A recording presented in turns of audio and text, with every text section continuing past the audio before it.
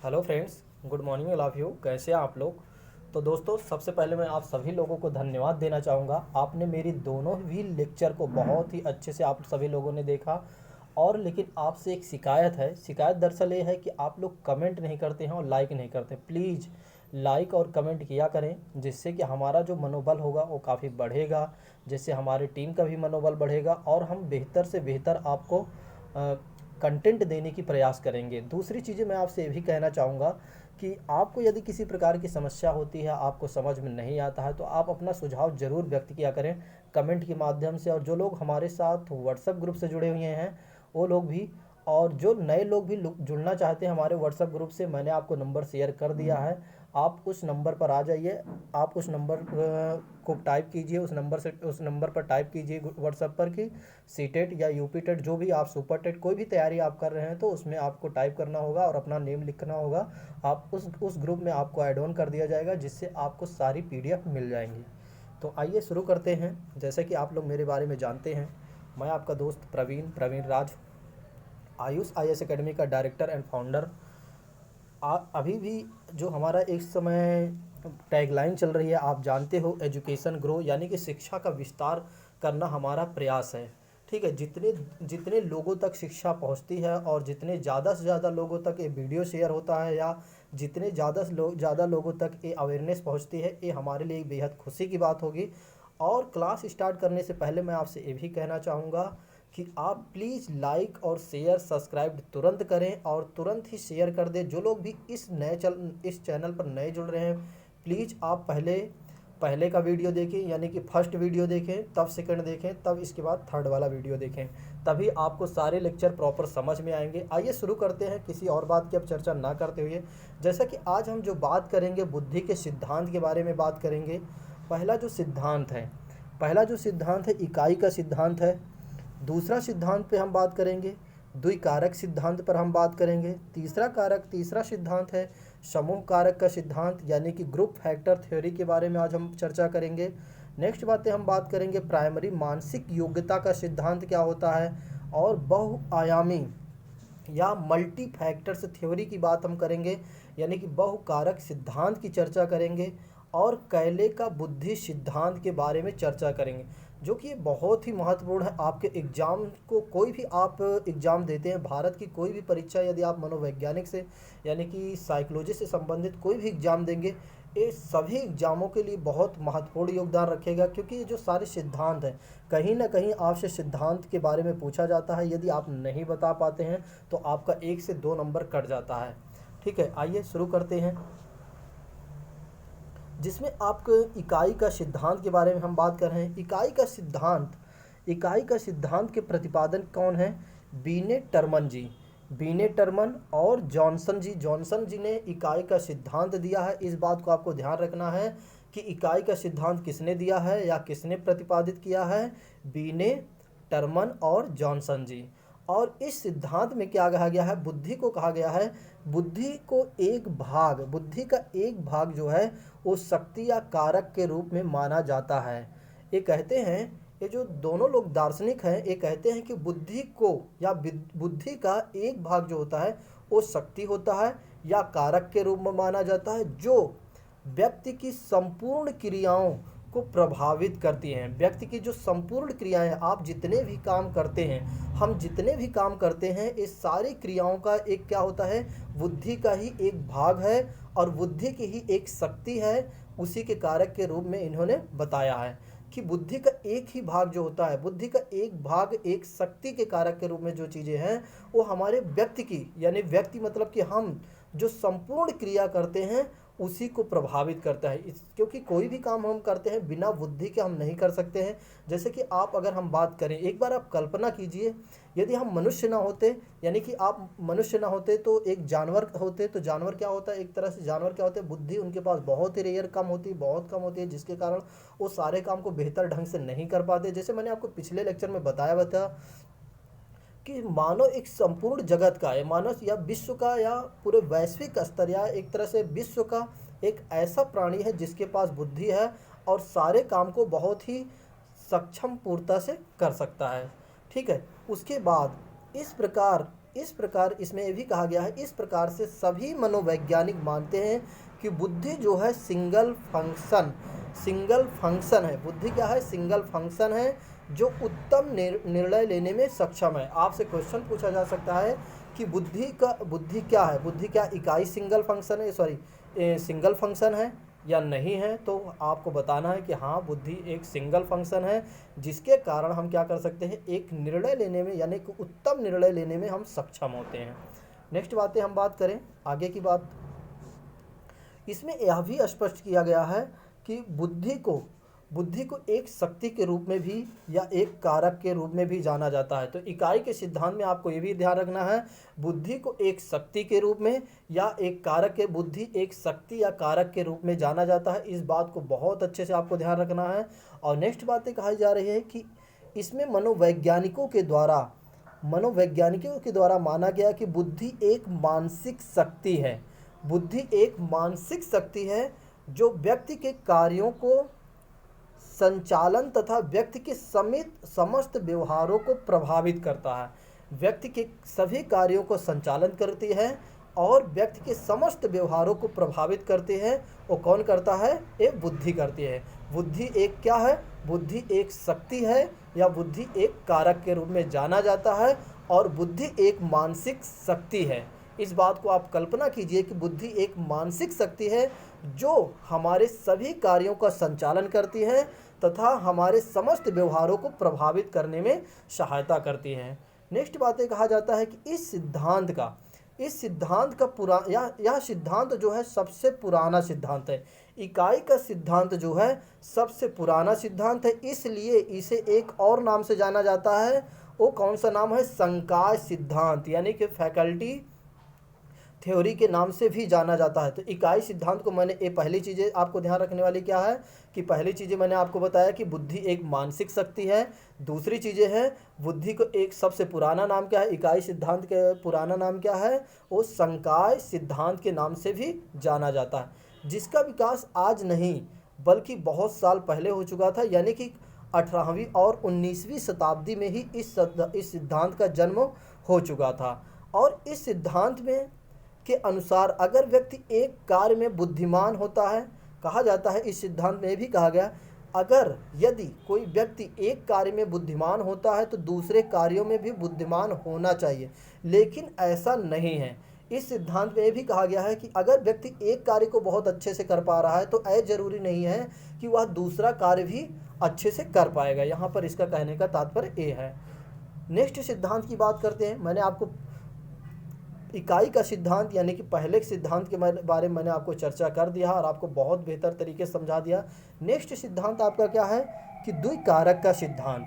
द्विकारक का सिद्धांत इसमें क्या है, तीन चीज़ें की चर्चा की गई है। एक होता है स्पेसिफिक कारक, जिसे आप विशिष्ट कारक के नाम से जानते हैं। दूसरा भी आपका विशिष्ट टू के कारक के नाम से जानते हैं, जिसे H2 दोनों को कहा जाता है विशिष्ट कारक। और दूसरा है जनरल कारक यानी कि सामान्य कारक। इन दोनों कारकों में जो सामान्य, जो कॉमन चीज़ें हैं वो जी है। विशिष्ट कारक के लिए भी हमें क्या, किस चीज़ की ज़रूरत पड़ेगी, वो सामान्य कारक की यानी कि सामान्य बुद्धि की ज़रूरत पड़ेगी। और विशिष्ट कार्यों के यानी कि H2 के लिए भी कार्यों के लिए हमें किस चीज़ की ज़रूरत पड़ेगी, जनरल मेथड की ज़रूरत पड़ेगी। नेक्स्ट बातें कहा गया है कि इस सिद्धांत का प्रतिपादक कौन है। इस सिद्धांत का प्रतिपादक कौन है, द्विकारक सिद्धांत के प्रतिपादक कौन है, वो स्पीयरमैन है। स्पीयरमैन जी ने बताया द्विकारक सिद्धांत के जन्मदाता कौन है, स्पीयरमैन। इस बात को आपको ध्यान रखना ही रखना है। और इन्होंने बताया कि जो ये सिद्धांत है यह सहसंबंध का प्रयोग करता है। यह सहसंबंध यानी कि अकेले यह काम नहीं करता। जैसे एकल का सिद्धांत था यानी कि इकाई का सिद्धांत जो था वो सिंगल यानी कि केवल मानसिक शक्ति की बात की गई थी। यहाँ लेकिन सिर्फ मानसिक शक्ति की चर्चा नहीं की गई, बल्कि यहाँ पर दो कारकों की चर्चा की गई है। एक सामान्य कारक की बात की गई है, दूसरा विशिष्ट कारक। एक सामान्य कारक की बात की गई है, एक सामान्य कारक की बात की गई है और एक विशिष्ट कारक। तो द्विकारक सिद्धांत में आपको दो बातें याद रखनी है। पहला, इसके जन्मदाता कौन है या इस सिद्धांत को किसने दिया था। इस सिद्धांत को दिया था स्पीयरमैन ने दिया था। और इसमें दो चीज़ों की ज़रूरत पड़ती है, एक सामान्य कारक और दूसरा विशिष्ट कारक। इसलिए इसे एक कारक इसलिए इसे कहा गया है इसलिए इसे कहा जाता है सामान्य कारक का सिद्धांत भी कहा जाता है, या सह कारक का सिद्धांत भी कहा जाता है, या सह संबंधित कारक का सिद्धांत भी कहा जाता है। ठीक, और नेक्स्ट बातें हम बात करते हैं कि हमें ये भी पता, लेकिन द्विकारक सिद्धांत जो है, द्विकारक सिद्धांत को सभी वैज्ञानिकों ने, जितने भी मनोवैज्ञानिक थे, सभी मनोवैज्ञानिकों ने इसे अस्वीकार कर दिया। यानी कि सभी लोगों का कहना है कि यह सिद्धांत जो है बहुत अच्छा योग्य साबित नहीं होता या बहुत ज़्यादा कारगर सिद्ध नहीं होता है, जिसको सभी और मनोवैज्ञानिक थे उन्होंने इसको अस्वीकार कर दिया। ठीक, और उन्होंने अनेक योग्यताओं में बुद्धि को विभाजित किया, जैसे थॉमसन व गोदरे जैसे मनोवैज्ञानिक द्वारा इस सिद्धांत को पूरी तरीके से अपूर्ण मानते हैं। जो थॉमसन जी हैं और गोदरे जी हैं, इन्होंने पूरी तरीके से इस सिद्धांत को, यानी द्विकारक सिद्धांत को, ये पूरी तरीके से अपूर्ण मानते हैं, क्योंकि इनका जो मानना है, जो जनरल है, जनरल प्लस स्पेसिफिक, यानी कि जो जनरल, यानी कि कोई भी काम करने के लिए जो हमारी जनरल कारक की सहायता होती है, यानी जनरल चीज़ें या जनरल मेथड की ज़रूरत होती है। जैसे कि हम विशिष्ट कार्य को करने के लिए हम जनरल रूल लगाते हैं या जनरल नियम लगाते हैं, या ऐसा नहीं है। कोई भी काम करने के लिए ना ही हमें जनरल की ज़रूरत पड़ती है, ना ही हमें विशिष्ट, यानी कि हम एक मनुष्य हैं, एक सामान्य तरीके से हमें, हमारे अंदर जितनी सोचने समझने की शक्ति है, हमें किसी कारक की ज़रूरत नहीं पड़ेगी, बल्कि हमें किसी काम को करने के लिए बहुत बेहतर ढंग से हमें समझने की ज़रूरत है, कैसे किस काम को कैसे क्रमबद्ध रूप से किया जा सके। ठीक है, इसलिए इन्होंने, दो लोगों ने इस सिद्धांत को, आपको ध्यान रखना है, किन दो लोगों ने इस सिद्धांत को, यानी द्विकारक सिद्धांत को पूरी तरीके से अपूर्ण, यानी कि अस्वीकार कर दिया। वो कौन थे? एक थॉमसन जी और दूसरे कौन थे? गोदरे जी।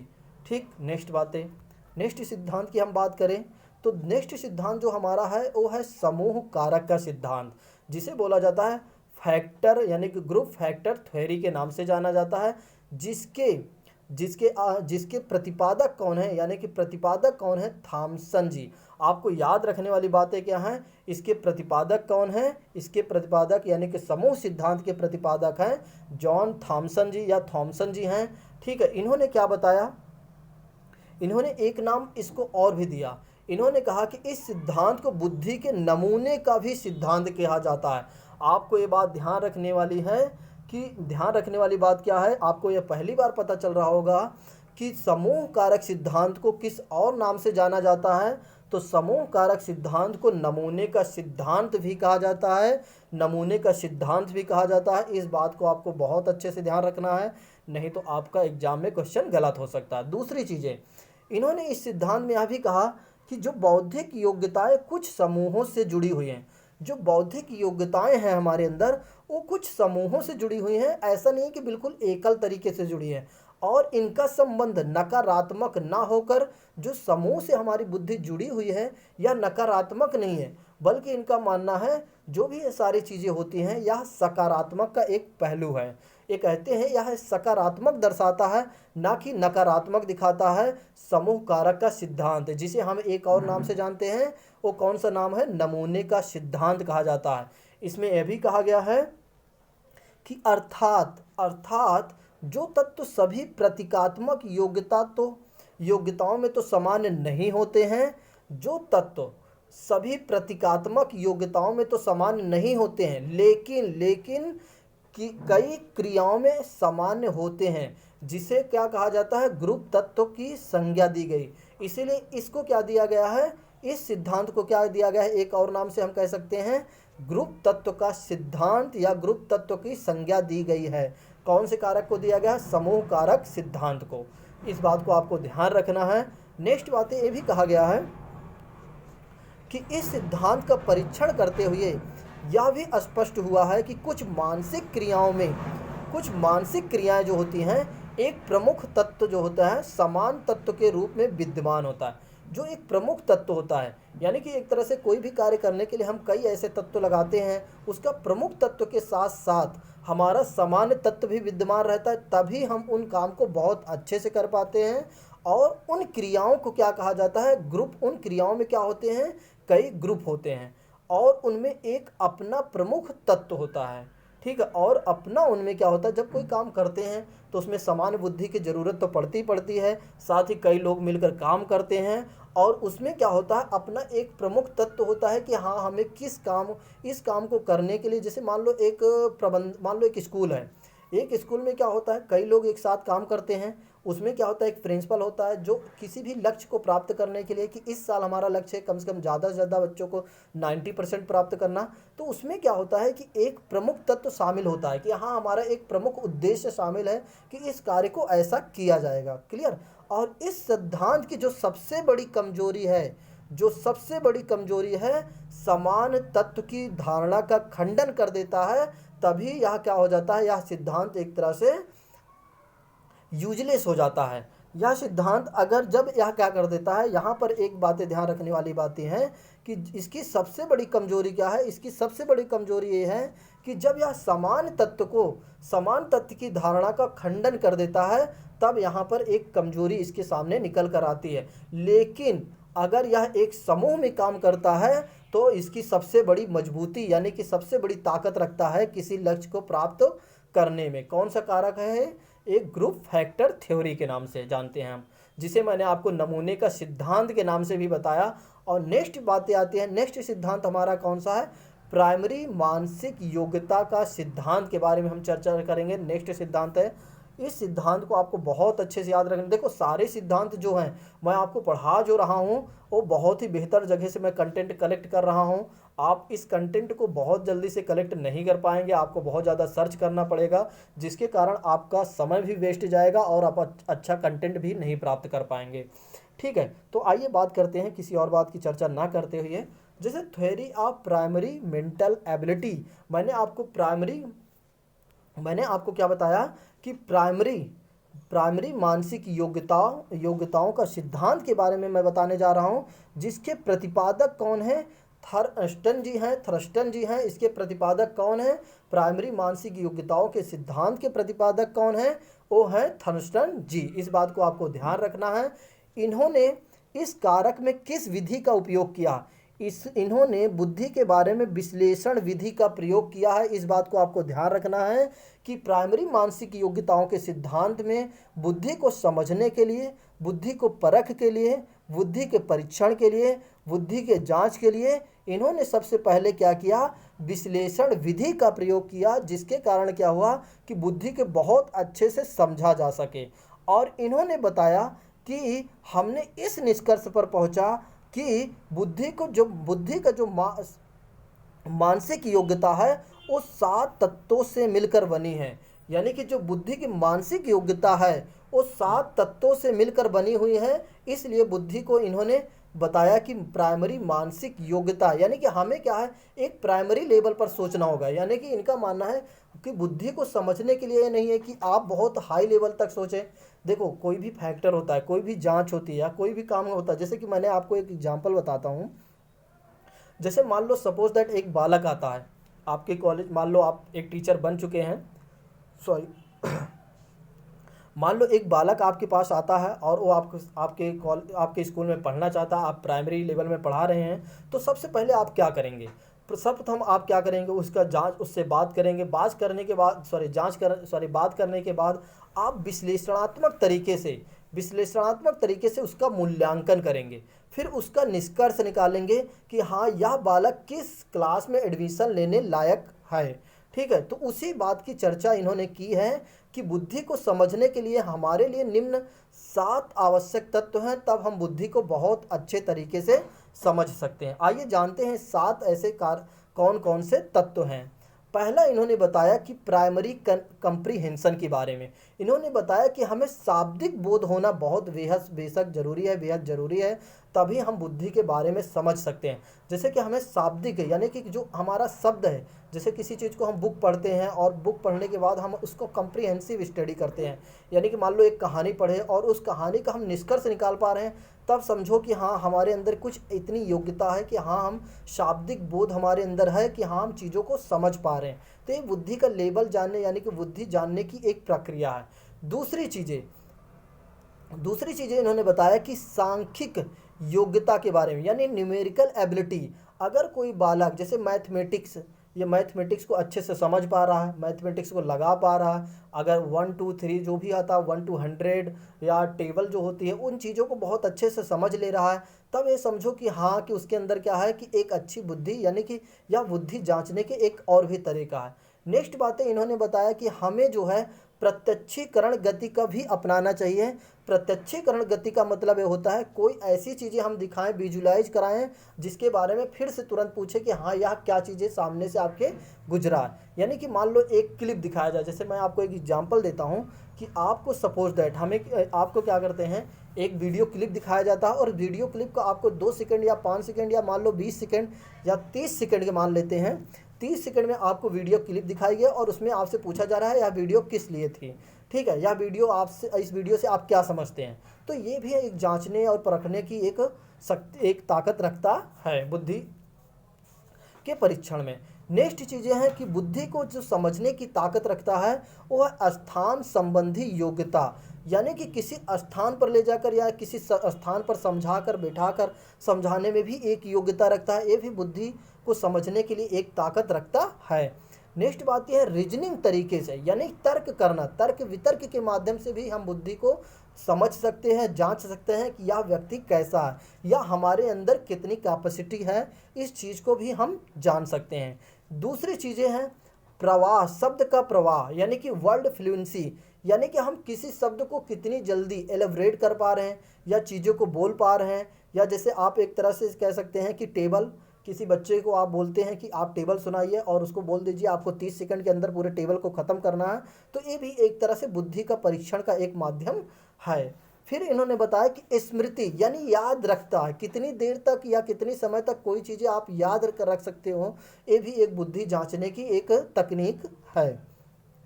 तो मैंने आपको बताया कि प्राइमरी मानसिक सिद्धांत में 7 सिद्धांतों के बारे में चर्चा किया है, जिसमें मैंने आपको बताया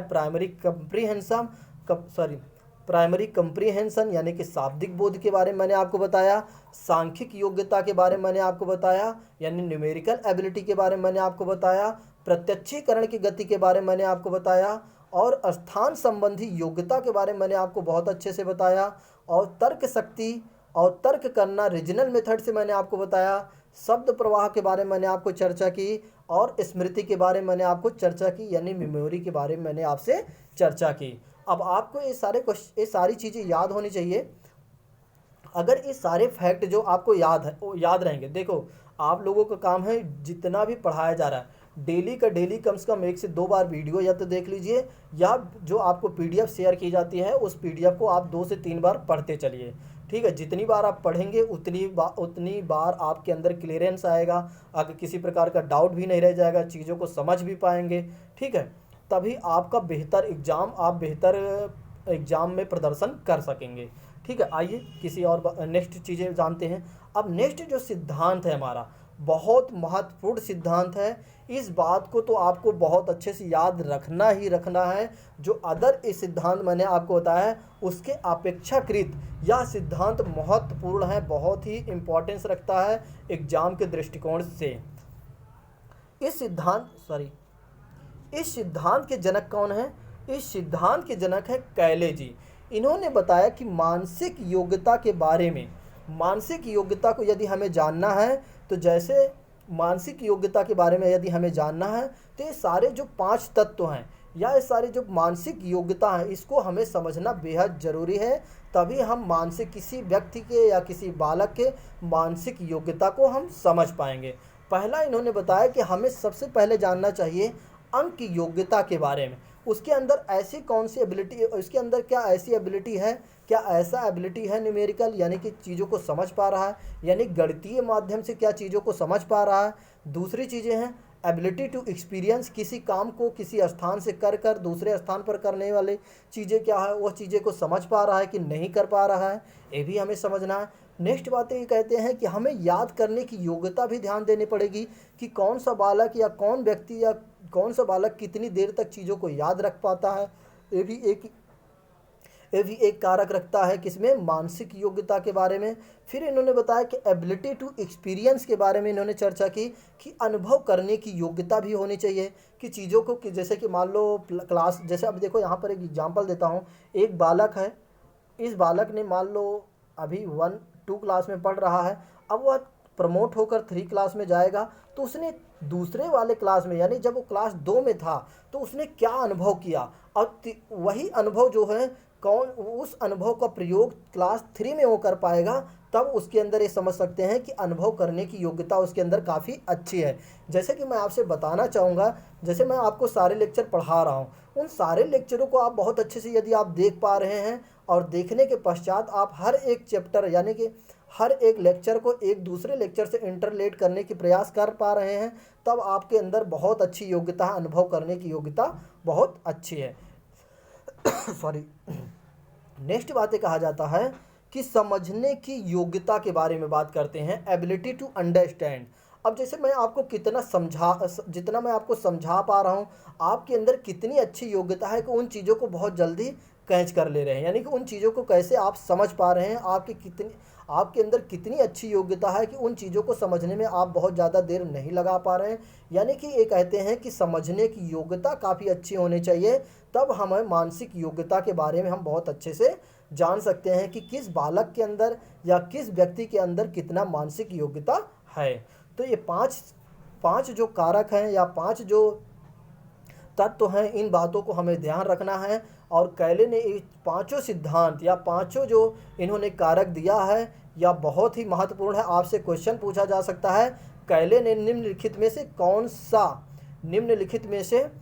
सा कारक इनमें से नहीं है। तो सबसे पहले इन्होंने दे देंगे, तीनों को यहाँ पर दे सकते हैं कि एबिलिटी टू अंडरस्टैंड दे सकते हैं, यानी समझने की योग्यता दे सकते हैं, अनुभव करने की योग्यता के बारे में दे सकते हैं, ठीक है, मेमोरी के बारे में दे सकते हैं, और दूसरा कारक उठाकर लाकर दे सकते हैं, आपके प्राइमरी कारक से उठाकर आपके इसमें डाल देंगे और पूछेंगे कौन सा कारक नहीं है। यदि आपको पता नहीं है तो आप फिर गलत कर देंगे। यदि आपको पता रहेगा कि हाँ, यह वाला सिद्धांत जो है इसमें का नहीं है बल्कि प्राइमरी मानसिक योग्यता का है और यह इसमें का है, तब आप क्वेश्चन को बेहतर ढंग से एग्जाम में कर पाएंगे।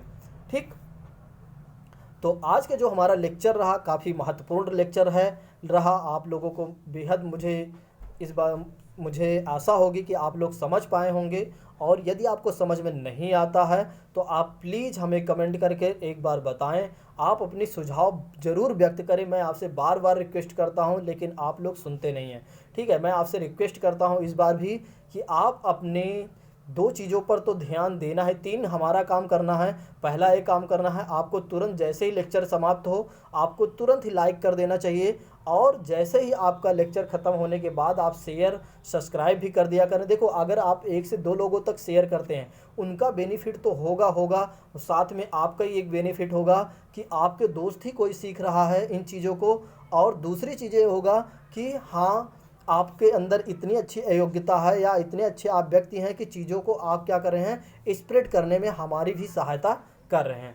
तो दोस्तों, आज का लेक्चर यहीं पर हम समाप्त करते हैं। जैसे कि मैंने आपको पहले भी बताया था कि अगर आपको PDF पाना है तो आप हमारे लेक्चर पर हमारे व्हाट्सएप ग्रुप पर आप व्हाट्सएप कर सकते हैं कि 89 20 340 192 पर आप मैसेज, कॉल और जो कुछ भी आप करना चाहते हैं कर सकते हैं।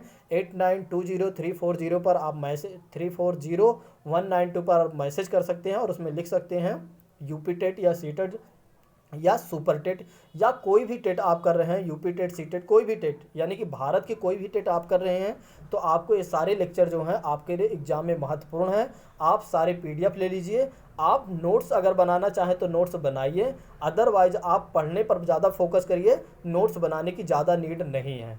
ठीक है, लेकिन हाँ, आप अपने PDF को संभाल कर रखिएगा। आप ये मत सोचिएगा सर दोबारा भी शेयर करेंगे। ठीक है, तो आज के लिए बस इतना रखते हैं। Thank you so much. जय हिंद।